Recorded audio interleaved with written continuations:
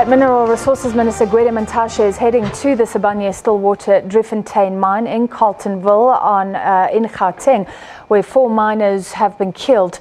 He's urged rescue teams at the mine to continue pursuing efforts to rescue the 3 miners who remain trapped underground. Mantashe, however, cautioned rescue workers to be mindful of their own safety.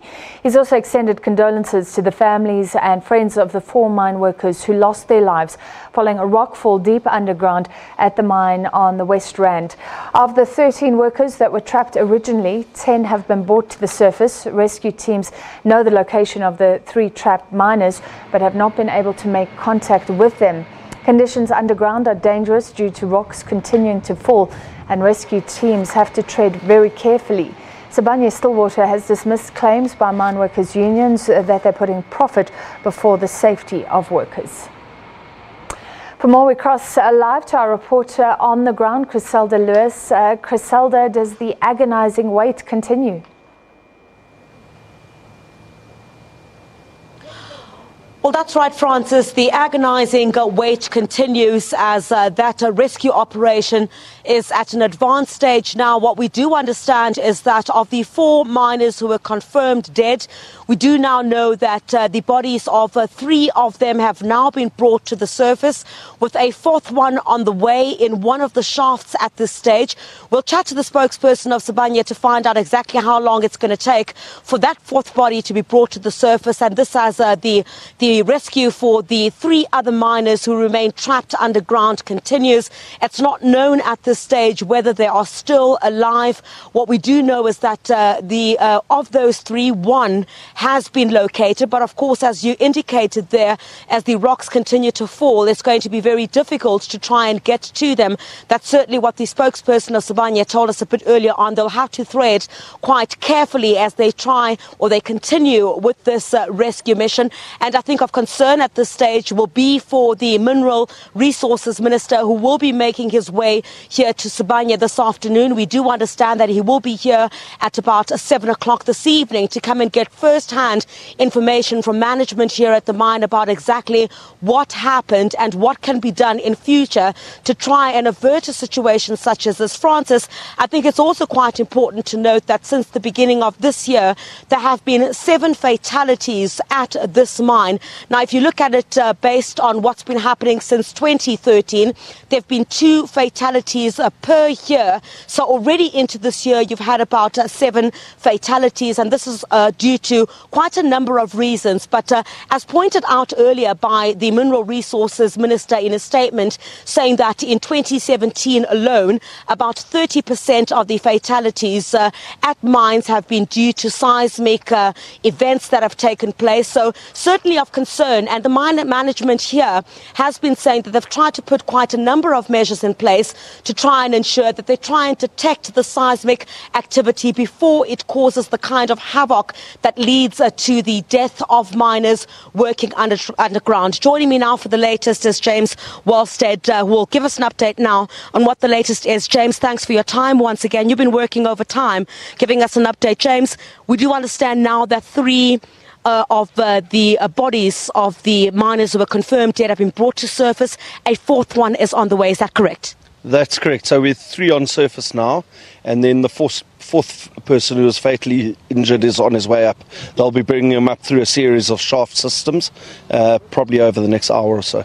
Right. Do we know exactly how long this will take? Because as you explained to us a bit earlier on, the shaft where he is, it's quite a process. It's not as easy to bring the body to the surface. Yeah, I mean, these mines are quite deep. I mean, the stope where the incident happened or the event occurred is about 3 kilometers down. Now, you can't reach that depth with a single shaft. So typically you have a main shaft and then a sub-vertical shaft. So they'll have to bring the deceased employee up the sub-vertical shaft, transport him across to the main shaft and then up. So it does take some time, I'm afraid. Of concern at this time is that the statistics that we do have is that so far this year there have been 7 fatalities at this mine. If we look at what's been happening in the past since 2013, there have been about 2 a year. This certainly must be of great concern to you. Yeah, I mean, obviously we need to look at it in context. Is that Driefontein has had one of the best safety records in the gold industry in South Africa for the past couple of years, and as you say, probably 2 a year since 2013 when Sibanye took it over, and that's been one of the best performances it's had over its history. Obviously this year, and this event in particular, is significant with already 4 fatalities. And we unfortunately suffered 3 fatalities before that for a number of reasons, and many of them also behavioural. So it is something we need to look at, but again, as we've said before, it's something we can't do on our own. We need the assistance of the unions and our employees and the DMR to really address some of these issues. What do you plan to tell the Mineral Resources Minister this evening? Because in a statement that he released earlier, he did say that the number of fatalities, particularly in the gold sector, have been increasing, and that you have been one of the major contributors to the fatalities within the sector. Yeah, as I said, I mean, we are the biggest employer in the industry, so we have made up a significant proportion of the fatalities in the first quarter, and we have had a regression in our performance, as we highlighted in our results yesterday, but we are already taking steps to address that, so we would hope to see some improvements going forward.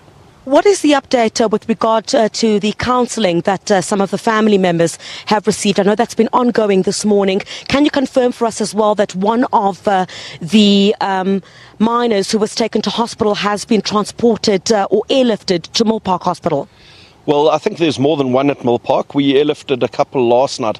I'm not sure exactly at which hospitals the various employees are, but certainly we did airlift more than one last night to Mill Park. In terms of the families, we are trying to assist them as much as possible to get to Driefontein and to the area, and then we are providing ongoing counselling and assistance and support. So, yeah, that's in progress. I think it's an agonizing wait, in particular because the clock is ticking and it's almost going to be evening, which will make it, I guess, a bit more difficult for you to reach the areas that you need to. What then happens in the event that by this afternoon, into this evening, you're not able to reach those miners, one of those who you say you've managed to locate, of those who are trapped? Okay, there's no real difference in terms of day or night. I mean, 3 kilometres down, it's all the same all the time.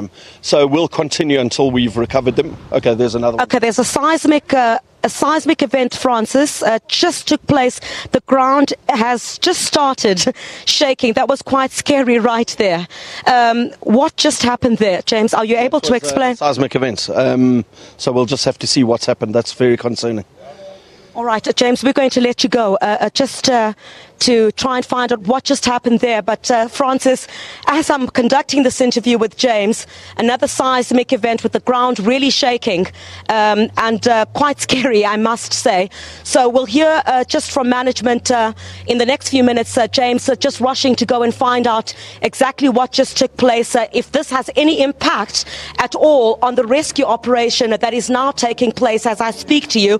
We'll certainly be able to bring you a whole lot more information regarding that, but absolutely unbelievable seismic event just taking place as I'm broadcasting to you right now. We'll try and find out, Francis, if there's any impact on the rescue operation that is currently underway, because we did indicate a bit earlier on that there had been some rock falls that continue to fall underground, so that's certainly of concern at this stage. But I think moreover now is to find out what just happened now and whether that is going to have any bearing on the rescue operation that is currently underway, as those 3 miners still remain trapped underground, and the body of a 4th person who died is being brought to the surface.